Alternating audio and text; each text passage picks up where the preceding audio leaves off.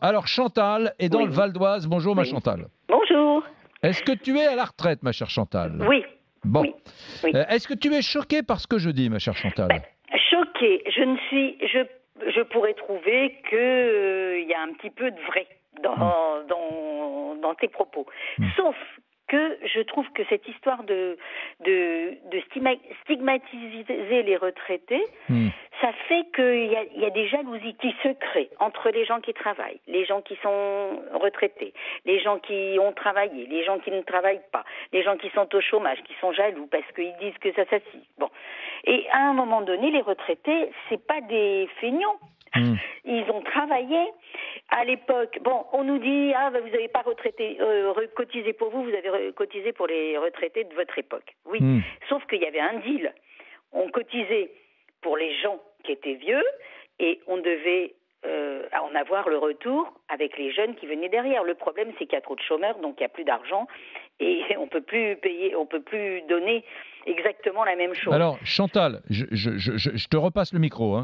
Tu as raison, mais à chaque fois qu'on ouvre un débat, il y a ton argument, on l'entend, c'est-à-dire oui, il ne faut pas soulever les Français les uns contre les autres. Oui, on ne parle plus de rien, alors on ne parle pas des retraités, on ne parle pas de l'immigration, on ne parle pas du poids de l'école, on ne parle pas des enseignants, parce que si tu dis que les enseignants font mal leur boulot, tu lèves les Français contre eux, enfin tu vois. Non, moi je ne suis pas d'accord, moi j'aime les retraités, je suis très heureux de contribuer à travers la retraite par répartition, etc. Mais il faut dire qu'en France, les pensions, c'est 14% du PIB, c'est 2 à 3 points de plus que la moyenne de la zone euro. Il faut dire que chaque année, les contribuables, les actifs paient plus de 310 milliards d'euros. 310 milliards d'euros. On collecte 1000 milliards d'impôts en France. Donc 308 milliards d'euros qui sont versés au titre de la retraite sur le site du gouvernement. Donc c'est énorme. Et qu'en plus d'ailleurs, je te rappelle quand même que les revenus du patrimoine représentent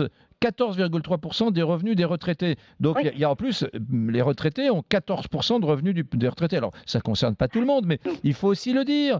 Donc si tu veux, pardon, après je te repasse le micro. Seuls les retraités français et luxembourgeois, je l'ai dit tout à l'heure, ont des revenus moyens supérieurs à la moyenne de la population de leur pays, selon l'OCDE. Je ne l'invente pas. Donc quand on est un retraité en France, par rapport aux 200 pays qu'il y a dans le monde, on est un peu privilégié. Je suis désolé, voire beaucoup même. Oui, mais parce qu'on a cotisé plus. Les salaires les gens ont plus cotisé. Mais ce qu'il y a, c'est que, de toute façon, quand on est retraité, on consomme. Faut pas croire que les retraités paient pas d'impôts. Les retraités payent beaucoup d'impôts. Si on a une grosse retraite, on paye beaucoup. Enfin, une retraite convenable, on paye beaucoup d'impôts parce qu'on n'a plus d'enfants à charge, etc. Parce que les retraités sont vraiment imposés, plus qu'une famille qui a 2 enfants. Pour un même revenu. Bon, c'est normal puisque et puis les retraités sont propriétaires parce que c'est normal qu'on soit propriétaire quand on est vieux, quand on est jeune. D'abord, on fonde une famille et puis après, peu à peu, on achète et on est propriétaire au bout de quelques années. Mais Chantal, moi, je m'appelle pas, je sais pas quoi, je suis pas un militant d'extrême gauche ou d'extrême droite. Je suis très heureux que les retraités soient bien et mieux traités dans ce pays qu'ailleurs, mais 1000 fois.